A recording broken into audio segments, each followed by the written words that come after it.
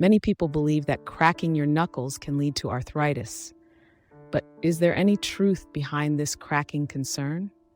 The sound is actually caused by bubbles bursting in the synovial fluid that lubricates your joints, and studies have shown that repetitive knuckle cracking doesn't increase the risk of arthritis. Dr. Donald Unger, curious about this myth, cracked the knuckles of one hand for 60 years, leaving the other hand as a control.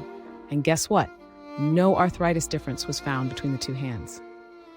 So next time you hear someone say knuckle cracking is bad, you can confidently tell them there's no scientific backing for it, causing arthritis. But if it annoys your friends, maybe save the cracks for a more private setting.